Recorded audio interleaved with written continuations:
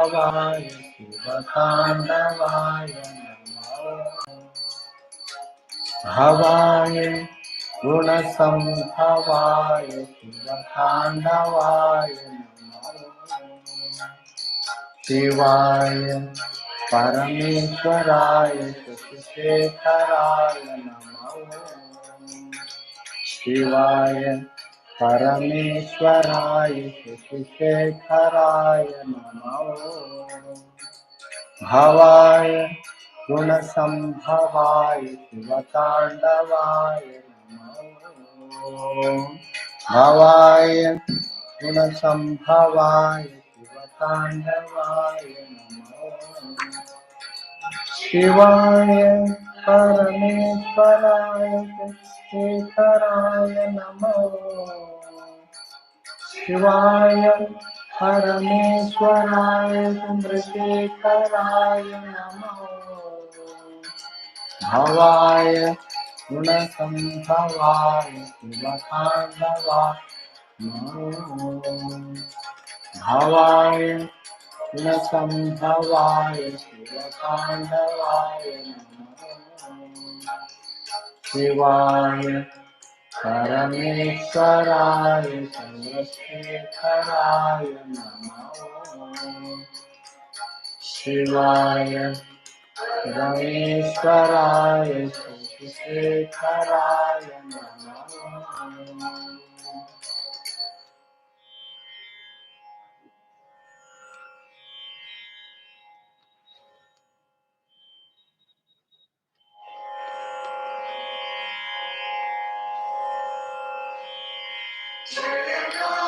कृष्ण गोविंद जनार्दन अच्युत परमानंद जय राम कृष्ण गोविंद जनार्दन अच्युत परमानंद अच्युत परमानंद नित्यानंद मुकुंद अच्युत परमानंद नित्यानंद मुकुंद जय राम कृष्ण गोविंद जनार्दन अच्युत परमानंद जय राम कृष्ण गोविंद जनार्दन अच्युत परमानंद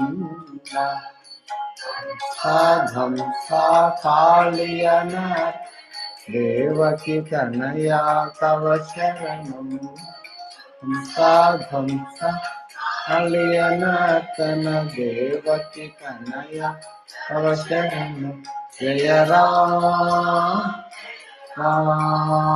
जय राम जय राम जय राम राम राम राम राम राम जय राम राम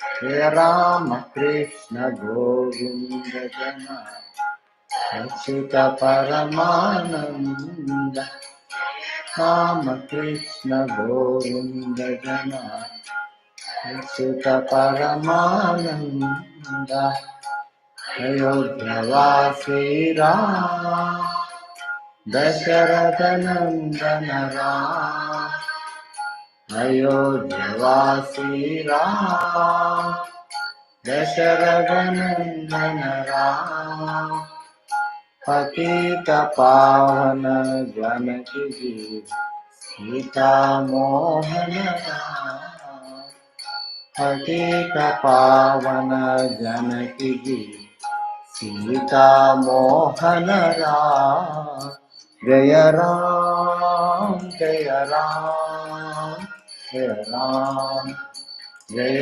राम जय राम राम राम जय राम राम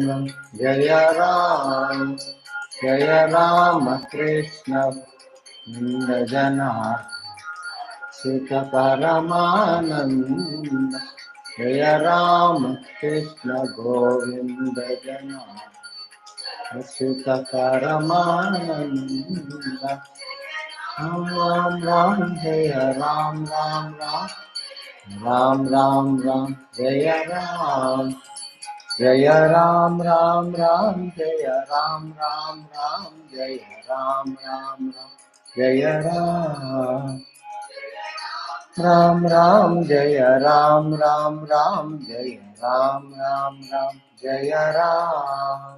जय राम राम राम जय राम राम राम जय राम राम राम जय राम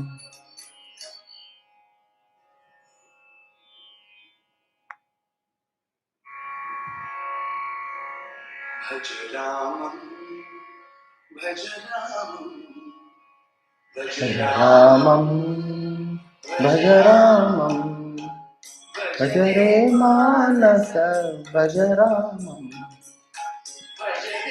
मानस भज रामं रामं भज रामं भज रामं भज रामं भज रे मानस भज रामं भज रे मानस भज रामं कल्याण रामं भज रामं कल्याण रामं भज रामं कोदण्ड रामं भज रामं कोदण्ड रामं भज रामं पट्टाभिरामं भज रामं पावननामं भज रामं पट्टाभिरामं भज रामं पावनरामं भज रामं भज रामं भज रामं भज रे मानस भज रामं भज रामं भज रामं भज रे मानस भज रामं रामं भज रामं कल्याण रामं भज रामं कोदण्ड रामं भज रामं कोदण्ड रामं भज रामं पट्टाभिरामं भज रामं पावनरामं भज रामं पट्टाभिरामं भज रामं पावनरामं भज रामं भज रामं भज रामं भज रामं भज रामं भज रे मानस भज रामं भज रे मानस भज रामं रामं भज रामं रामं भज रामं भज रे मानस भज रामं भज रे मानस भज रामं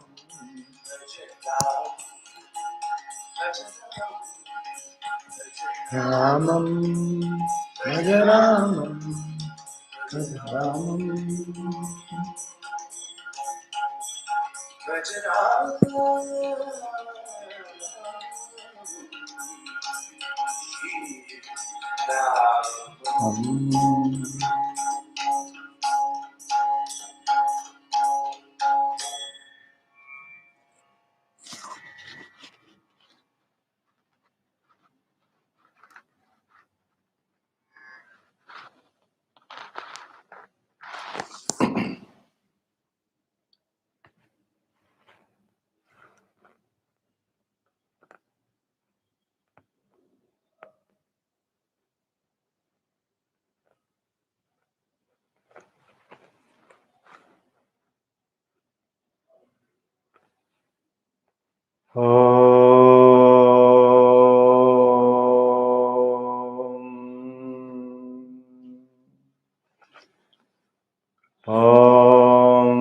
सहना भवतु सहनौ भुनक्तु सह वीर्यं करवावहै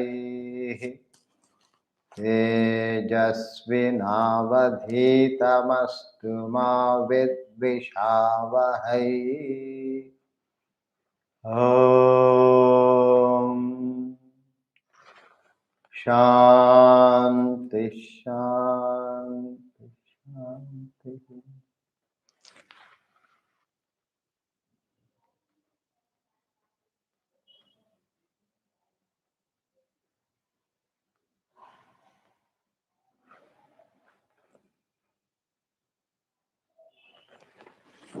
Together we will chant Bhagavad Gita verses 10 to 20 of chapter 4.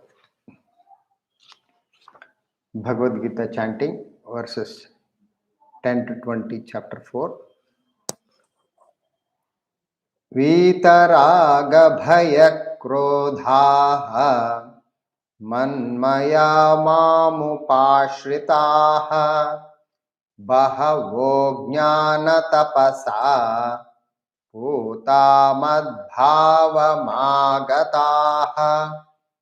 ये यथा मां प्रपद्यन्ते तांस्तथैव भजाम्यहम् मम वर्त्मानुवर्तन्ते मनुष्याः पार्थ सर्वशः काङ्क्षन्तः कर्मणां सिद्धिं यजन्त इह देवताः क्षिप्रं हि मानुषे लोके सिद्धिर्भवति कर्मजा चातुर्वर्ण्यं मया सृष्टं गुणकर्म विभागशः तस्य कर्तारमपि मां विद्याकर्तारमव्ययम् न मां कर्माणि लिम्पन्ति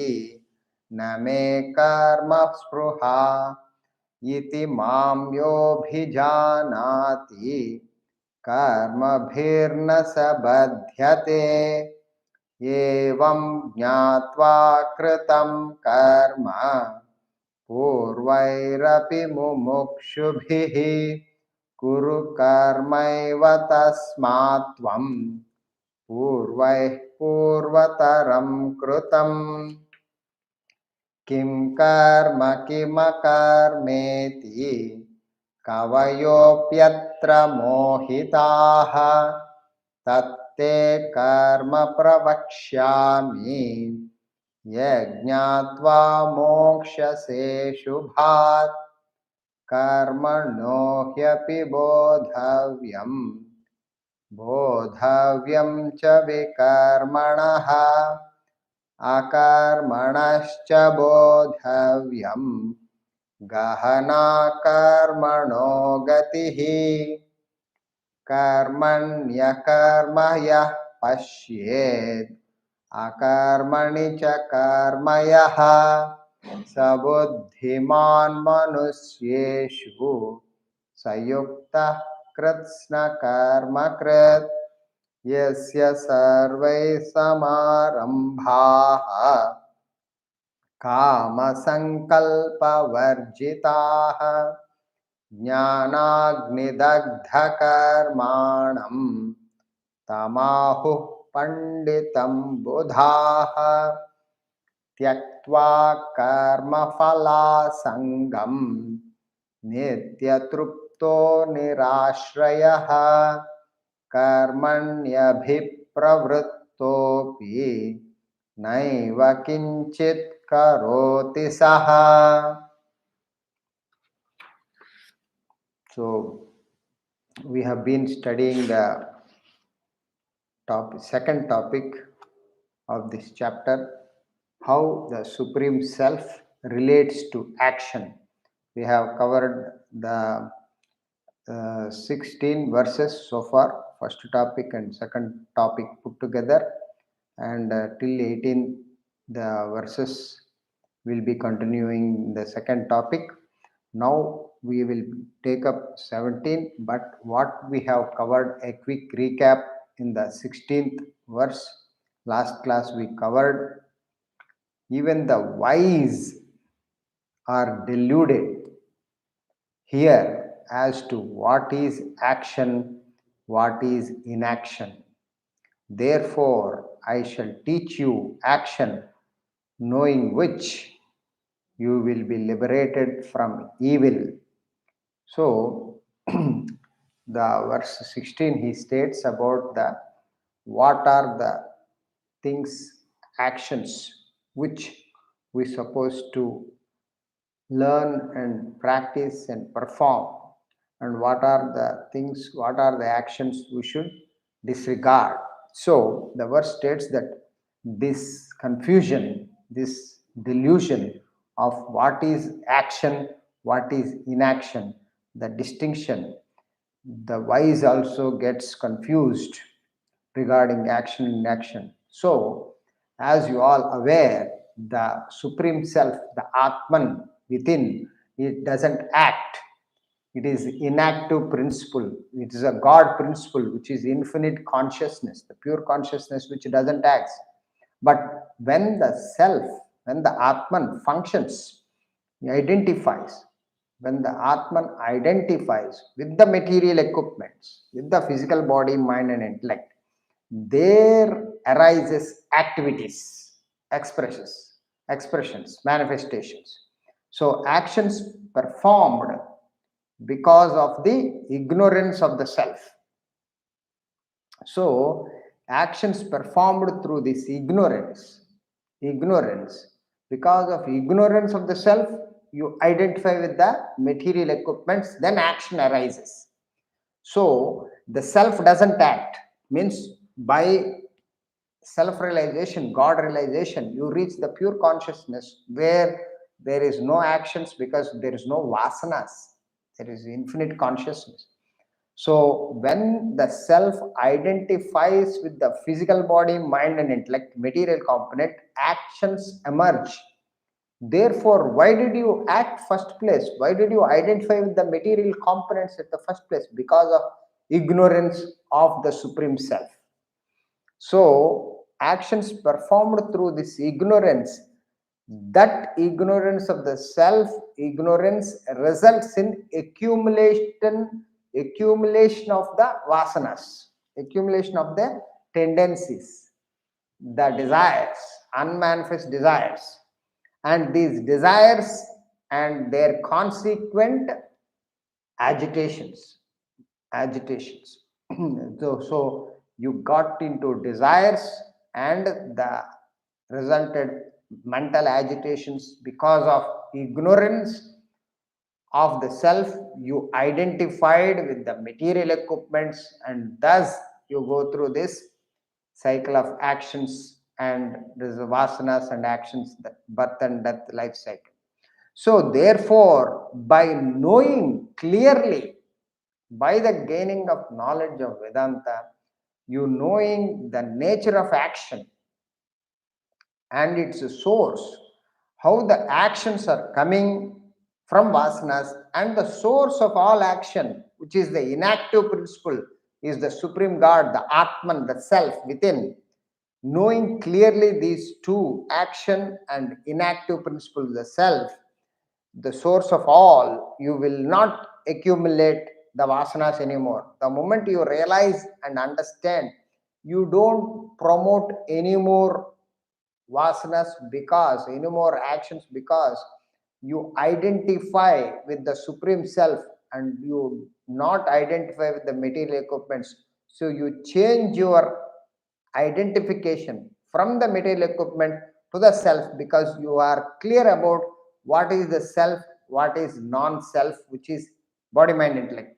Therefore, you will not accumulate desires further, and you will not go through agitations. This is the way to get back to your source of all, which is the Supreme God, the Self, the Atman. So, thus you will become liberated. You become freed from this bondage of this birth and death life cycle, which is the self realization. You will become liberated. Thus, you are getting freedom from agitation, suffering, and sorrow. All the sorrows and agitations are coming because of your ignorance and your identification with the material equipments. So the moment you understand that you are the self and that inactive principle and you are nothing to do with this material components, then you gradually cease to identify with the material equipments, and then you get back to the self which you originally belong. Thus you end the suffering and sorrow and mental agitations you will be liberated from. So the karma, action, and akarma, inaction, both convey more than their literal meaning. So it is not action and it is not just inaction. There is having more meaning to it. From the relative point of view, karma encompasses all desire-ridden actions. The moment you perform actions, your actions always propelled by the desire to perform, and the desire is propelled by the thoughts and vasanas. Therefore, you are acting because of the desire propelling it. So the desire ridden action only you can execute. You do not know anything other than the desire ridden action. So action means desire. Without desire, no action can emerge. So when I am teaching you this subject of Vedanta, because of the desire to teach, without the desire to teach, the teaching, action of teaching cannot emerge. Therefore, is the desire that propels all actions. Therefore, all actions are desire ridden, which produce vasanas. The moment you act, the moment you perform action, your desire gets more strengthened. Therefore, your actions lead to further desires, and the desires lead to further vasanas, thoughts, and you consolidate the desires, consolidate the vasanas. You increasing vasanas. That means what? You are distancing away from the self. You are moving away from the self. Your ignorance is increasing. Your vasanas are increasing, which produce vasanas, one's innate nature. When such desires, when you have a good desires, you produce good actions and good vasanas and good karmas, good life cycle, birth and deaths. You acquire good vasanas. When you perform action with bad desire, you acquire bad vasanas, bad karma. So karma here could be equated to all devolutionary activities, devolutionary actions which produce vasanas, either good or bad, which will make you further bound to this world of this life cycle of birth and death and birth and death and suffering and sorrow. This is a law. Therefore, he is talking about action means bondage and suffering, sorrow. Karma here could be all devolutionary, all revolutionary. So, vasanas. Whereas akarma means inaction, no action, covers all desireless actions. Actions without desires means your actions only dedicated to identify with the self, merge with the self, liberation from the bondage of the world. Whereas akarma covers all desireless actions, which are evolutionary, growth, progress, peace, success, and bliss towards the enlightenment, towards the higher, towards the self realization, God realization. That is the akarma, actionless, because self is inactive principle. Desire free actions, they are all dedicated to the higher altar in life, do not produce any more vasanas. They eradicate vasanas, they remove vasanas, because your actions dedicated to only discovery of yourself, your supreme self. Therefore, desire-free actions dedicated to higher altar in life do not produce vasanas. Therefore, furthermore, they exhaust the existing vasanas, existing desires, and you become more and more purified from the vasanas, and then you reach the state of peace and bliss and purity. Your purify your personality. Your personality gets purified from an absolute point of view, from the ultimate point of view, from the point of view of the self. Karma could represent all desire ridden actions, all actions, whether evolutionary or devolutionary, all actions. From an absolute point of view, karma could represent all actions which are evolutionary, devolutionary. In case of akarma, actionlessness indicate inactive self, the spirit, the atman is akarma. No karma means the infinite cannot act because it has no desire. Self, God has no desire because it is infinite. Therefore, it cannot act. So, it is inactive principle. It is the supreme self that supports both evolutionary actions and devolutionary actions, because without the self, there is no action can emerge. Without the electricity, there is no bulb or electric gadgets can perform their functions. Similarly, without the Atman, without a God principle within you, the body, the mind, the intellect, the material equipments cannot produce actions, cannot produce their respective functions. This is the mantra 16 we covered in the last class. A quick recap. We will continue with the 17th verse. We will chant the mantra first. कर्मणो ह्यपि बोधव्यं च विकर्मणः अकर्मणश्च बोधव्यं गहना कर्मणो गतिः. We will repeat the chant. कर्मणो ह्यपि बोधव्यं बोधव्यं च विकर्मणः अकर्मणश्च बोधव्यं गहना कर्मणो गतिः. Now, the verse translation. Verily, action should be known. Action must be aware of. Action should be known, and forbidden action also should be known.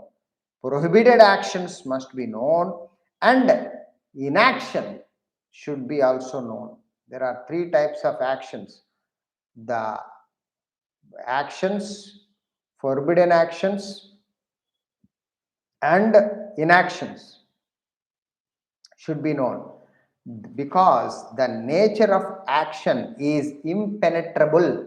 So the actions of human being are very, very broad and very, very diversified and very unfathomable.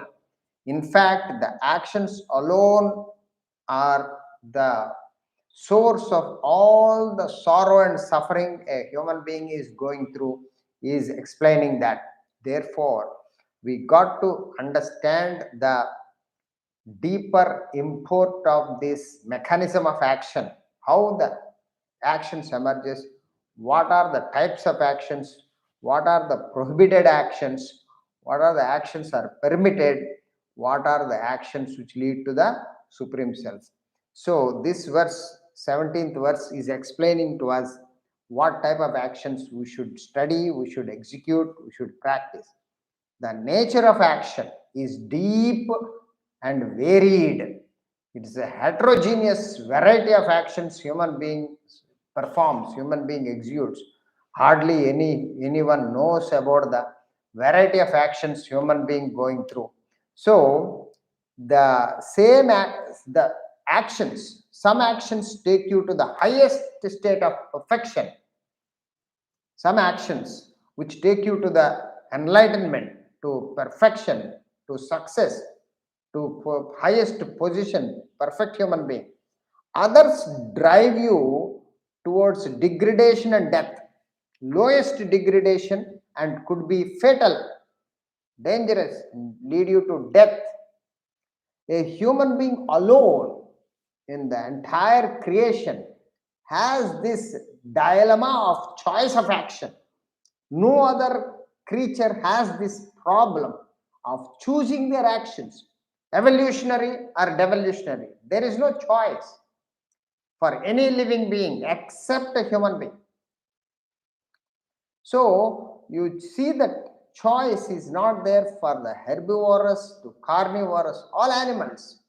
You see there is no cow in the earth which is meat eater. There is no tiger which is eating grass. It's impossible. Their all actions are predetermined. Their actions are completely computerized, as it were. Their fixed pattern of life, they have perfect lifestyle, they exist, they live, they born, they die. They have no problem, they have no choice of action, and therefore there is no need of any guidance, education. There is no instructions to choose, but a human being alone faces this dilemma of choosing their actions. But the question is, all the time you are at the crisscross, at the scissors cross, in which direction you are going to take up, either this one or that one. That scissors cross is all the time faces the human being, whether to go to school or not to go to school, whether go to college or no go to college, whether to get a job or not to do job, whether to select a profession, which profession, whether to get money or to invest money, whether to marry or not to marry, or whom to marry. Millions and millions of choices and human being has to choose, and one wrong choice is enough to finish the human being and to suffer the consequences thereof. One choice destroys the human being if the wrong choice is made. That's how we have got the great plays of Shakespeare. One choice has destroyed the entire country and heap of dead bodies. Take the Hamlet, the take the Macbeth, the great Shakespeare's play. Macbeth is a king of Scotland, and the general king of Scotland, he was killed by this one wrong choice because his wife poisoned that his earlier king, and they murdered him, and to be greedy about the position to become king. He is a noble benefactor. The king was very good, very noble, but the plot was his wife was greedy. The Macbeth made Macbeth to kill his own noble king, and that was it. It started covering up that entire play with heap of dead bodies. Is just to he comes with the bloodshot hands, Macbeth, and says, I murdered not the king, but my own sleep. He never slept afterwards. That one choice, a wrong choice, destroyed the entire kingdom, his wife and himself. Similarly, the King Lear, the King of England, he made one wrong choice of distributing the kingdom to his three daughters, Goneril, Regan, and Cordelia. There are three daughters, and he gave a offer that entire on behalf on the eve of his stepping down a kingdom. He wanted to divide the entire kingdom into three parts, and he asked the three daughters and to speak of about him and before giving the parts, but he chose the wrong daughters. First two daughters are vicious, they are ignoble, they are selfish, they are cunning minded. The third daughter, that she is Learta, that the Goneril Regan Cordelia, she is a noble daughter, very virtuous, very pure, but he chose the wrong daughter, and he banished the third daughter against the country, and the neighboring country took her and married her. And this Lear, King Lear, went through hell throughout the play. He is going through that hell under these two daughters, you know, tortured to suffering and death. That one choice he made of a king life was ruined, completely shambles. This is the condition of one wrong choice. One choice will destroy the entire the life. Therefore, on what basis you make the choice? But you are making all the time choices. Every human being is making all the time choices. But on what basis you make the choice? What is the know-how? What is the knowledge which propels the actions? Here is the Gita, which is telling that a human being alone has the choice, and the choice to evolve to higher heights of perfection, a spiritual enlightenment, or to devolve to the deeper depths of degradation and death. So, the moral decadence. All other creatures, as we discussed, have beaten path to tread. They have no choice of action. So, a carnivore animals like a tiger or lion lives on its own, and so does a herbivore. They can never switch their mode of living, even at the peril of their death, their own extinction. Even though death comes, a cow cannot choose to the meat eating. It will simply perish when there is no grass available. That is the confinement of their life.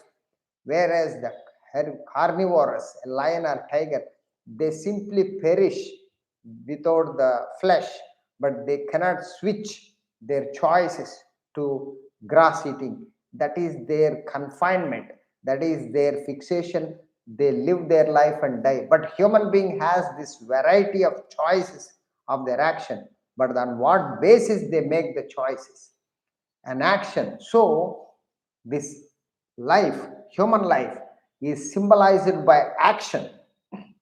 You are alive because of your actions. The moment you stop acting, you cease to death. So action is the symbol of life. Action is insignia of life.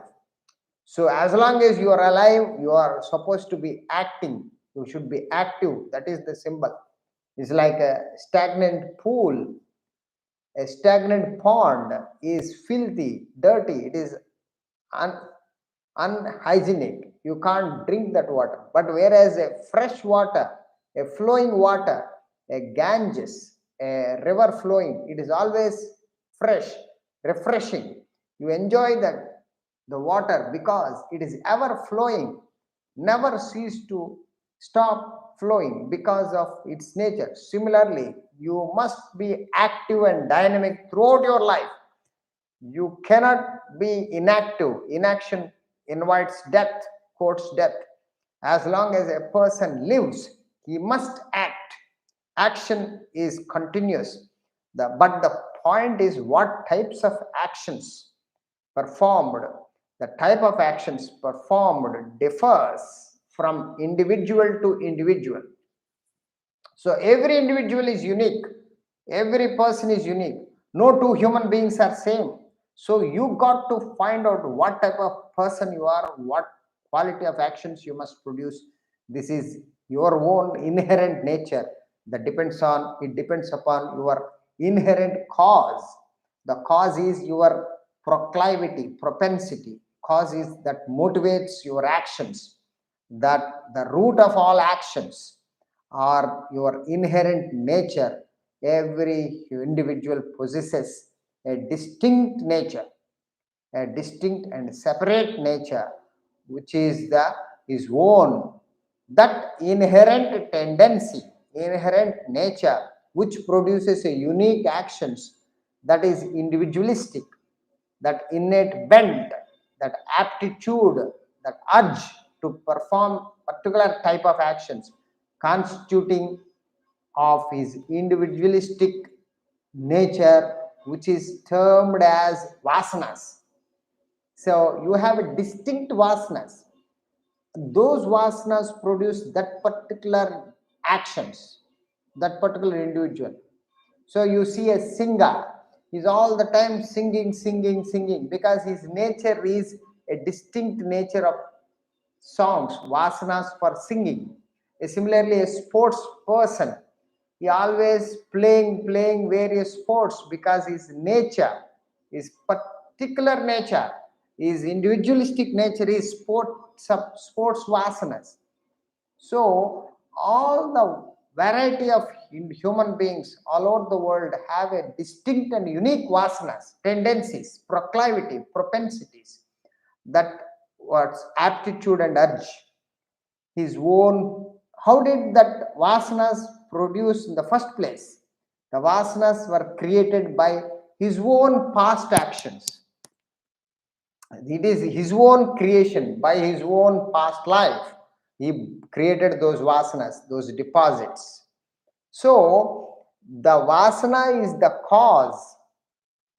Vasana is the cause at this moment, and the action is the effect. So you have a vasana for singing, your action will be a singer. Your vasana for sport, you are a sports person, you're playing, the actions are sporting. Your vasana for politics, you become a politician. Your vasana for philosophy, you become a Vedantin. So it all depends upon type of vasana is the cause, the action is the effect. So the cause and effect is the vasana, the inherent nature, the unique temperament, the unique aptitude which produces action of that nature. This is the cause and effect. That is life going on. Vasana is the cause, action is an effect. Again, action becomes the cause. The moment you are acting, that becomes the cause for producing the vasana again. So if you are acting, your desire becomes strengthened, your thought becomes strengthened, you deposit vasana again. This vasana, action and action, vasana becomes the cycle. This cycle goes on like the cause and effect phenomenon of, like you observe, like the mangoes. There is a mango seed produces a mango tree, and the mango tree produces the mango seed, and seed and tree and tree and seed, this cycle going on. Similarly, the hen produces the egg produces the hen, this hen and egg and hen, this like safe cycle going on. In the chronology of the action, vasana produces the thought, and the thought produces the desire, and the desire produces the action. So vasana, thought, desire and action, this is the chronology of action.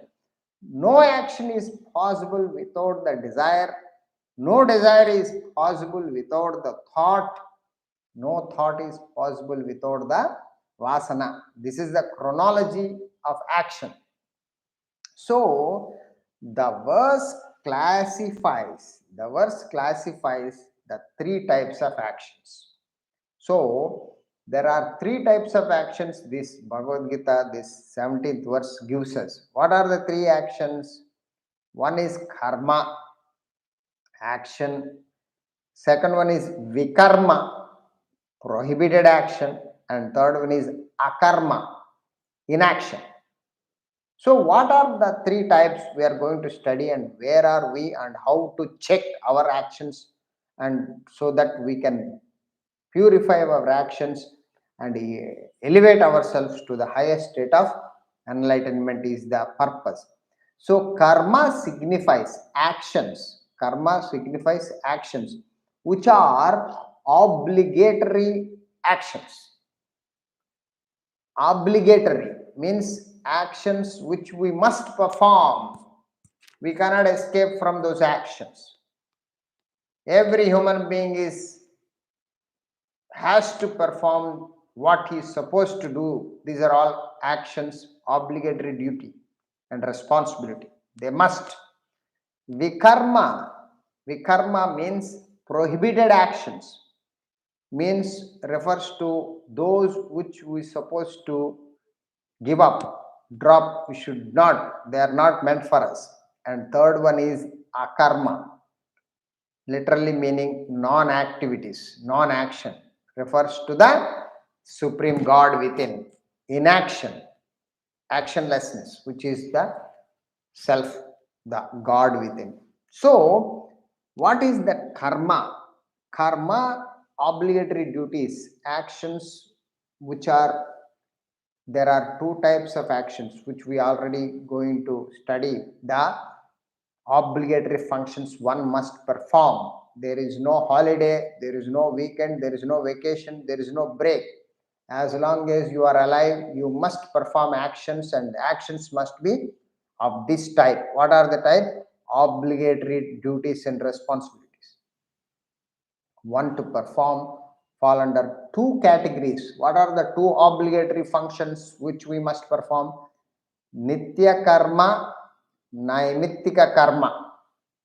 So both put together become niyatam karma, obligatory functions. What are the nitya karma? A nitya karma encompasses all regular routine duties, daily duties, weekly duties, it doesn't matter, but they are regular routine duties, compulsory duties that one is expected to perform. So one must do, like you got to wake up in the morning and take a shower to clean yourself, to clean the house, to clean your body, clean your face, all this, to your food, to eat, your daily regular routine duties and responsibilities. You got to take care of your family members.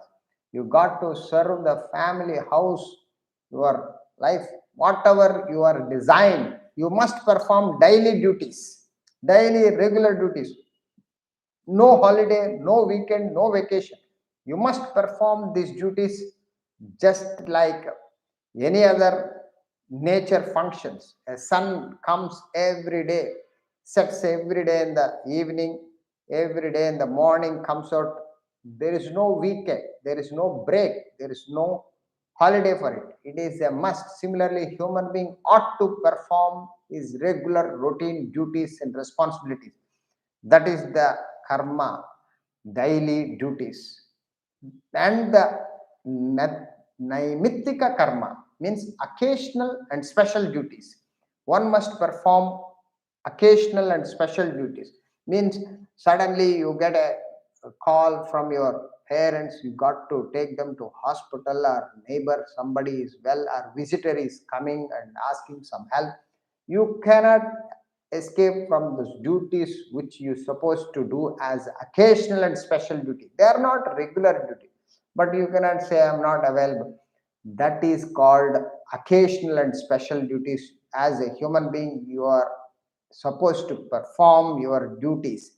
So nitya karma and naimittika karma. Nitya karma encompasses regular routine duties, and that one expected to perform. Naimittika karma is occasional special duties one feels obliged to do. So you got to do all these two types of duties, which are karma, actions, obligatory functions. You got to use your discretion, intellect, and fix yourself. There is no whims and fancies. I just today I feel like avoiding, today I feel like giving up this action. You can't do that. Your physical fitness, your exercises, your health, your daily duties, it's a must. But mind may say no, you are getting cold, there's so much cold here outside and inside, so better take rest. There is no such thing. You cannot carried away by the whims and fancies of the mind, likes and dislikes of the mind. Obligatory function means you got to apply your intellect to make the body fit by executing actions without interfering with the mind's likes and dislikes. Whether you like it or not, you must execute your actions. That is the life and dignity and prestige of a human being. Those people who carried away the mind likes and dislikes, they cannot reach their goal. They suffer the consequences because they avoid their actions and their results. Therefore he is giving us the guidance. What is that? You must perform regular routine duties and occasional special duties when feels to obliged to do so. The next one is the vikarma. Vikarma means what? Forbidden actions.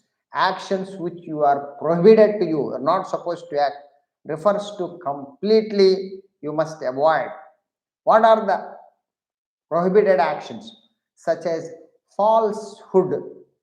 Falsehood means something which is false, means that actions which are not truthful, not take you to the truth, take you to the reality, they are false.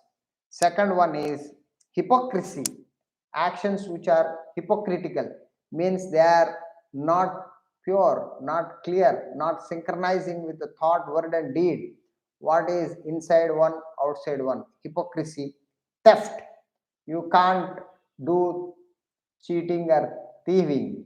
You can't become a burglar. You will be caught and you will be imprisoned. Theft is prohibited to human beings. Hypocritical actions, falsehood, and adultery. Adultery means you cannot you cannot have affairs, illegal affairs with the other women which are not meant for you, like Ravana. Adultery you are not allowed.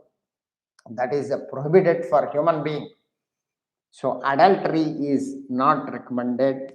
That is a prohibited action. And violence is not meant for human beings. But all the movies are showing only violence. It is a tragic condition of human being. Zero intellect today. Violence, human being dignity and prestige is to discuss, to analyze, to have a logic and reason, to have a purpose in life, to live a life of service and sacrifice.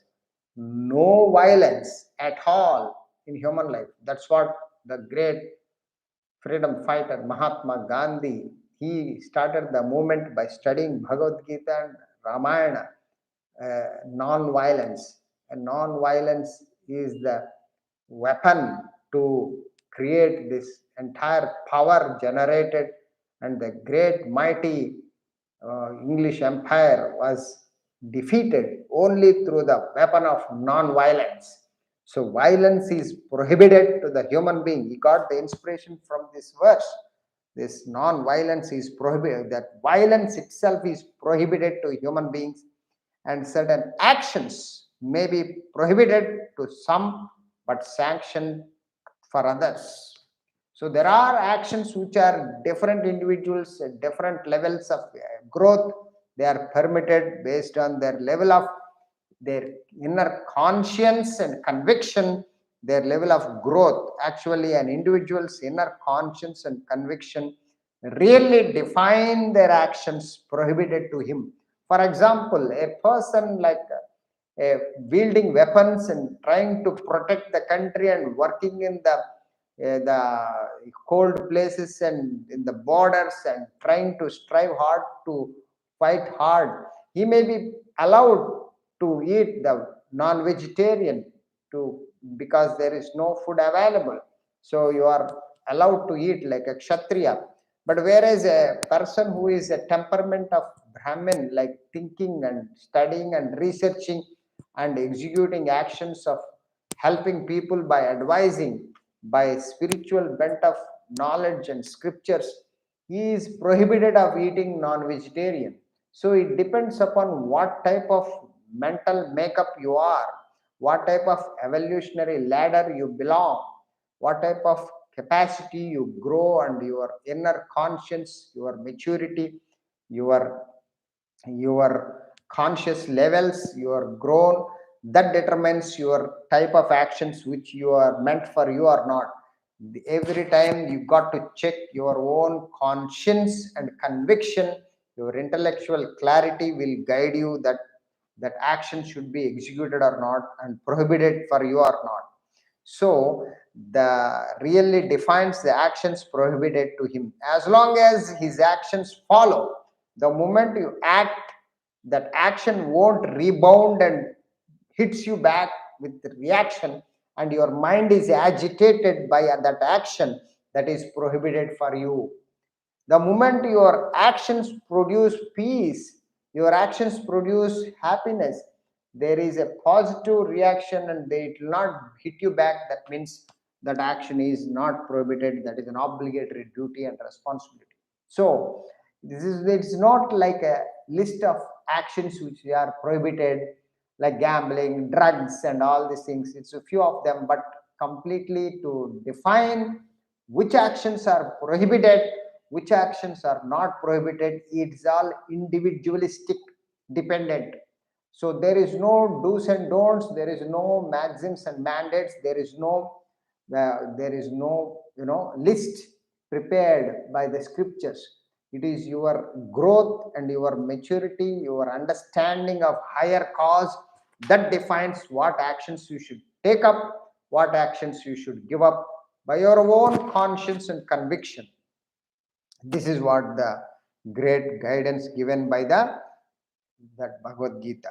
So certain actions may be prohibited to some but sanctioned to others. Actually, an individual's inner conscience. So there is inner conscience, which is the voice of subtle intellect, that will tell you, that will guide you, because it always points to higher. When you perform an action, it says no, don't do it. You must listen to the inner conscience. If your desires are very less, but the desires are more, you cannot listen to that voice. Therefore you got to use your gross intellect, which is the discretion, which is the clarity of thinking. What is the purpose of that action? What is the larger purpose? If you have with the conviction, and that will tell you that action is prohibited or not. They do not constitute the forbidden action. And akarma is the inactive principle. So what is akarma? Akarma is the self, the spirit, the atman. So you have the body which executes perceptions and actions. You perceive with the body, your eyes see, your ears hear, your nose smell, your tongue taste, your skin touches. This is the perceptions which you using the body. But what is that which helps the body to experience that perceptions? How you see the sight?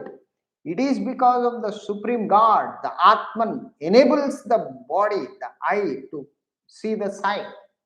Without the Atman, the self, the body cannot function. The perceptions cannot be possible without the self, the Atman. So self enlivens the physical body to perceive and act. Your organs of action will execute actions, but without the self, without the Atman, without God, the body is inactive. Body is just like a piece of wood or piece of stone.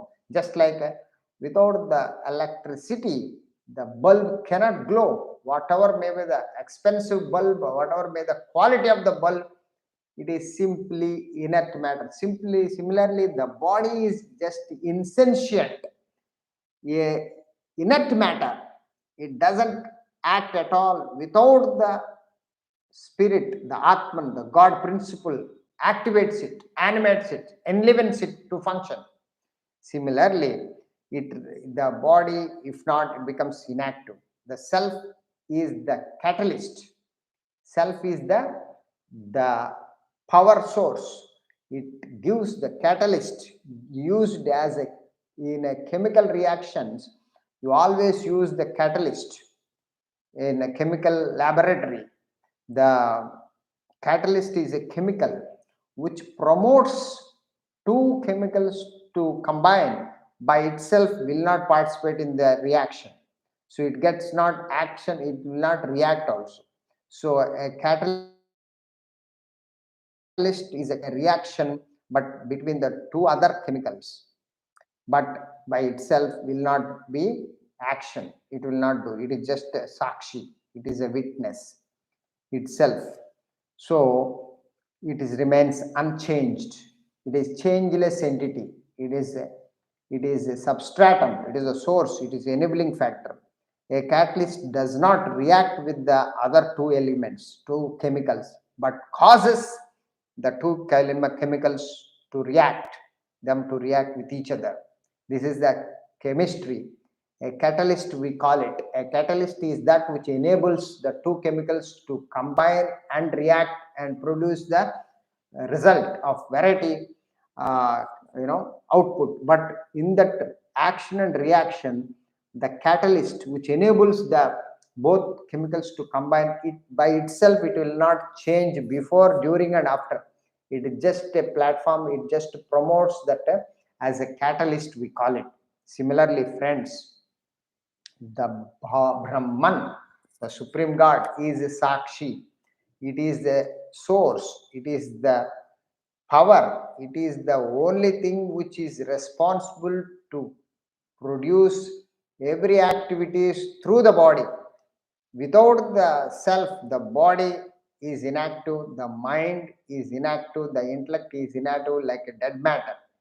So the self is the catalyst. Self is the active principle. It's the inactive principle which helps the body, mind, intellect to be active. It remains just as the same before and after the experiment. So does the self.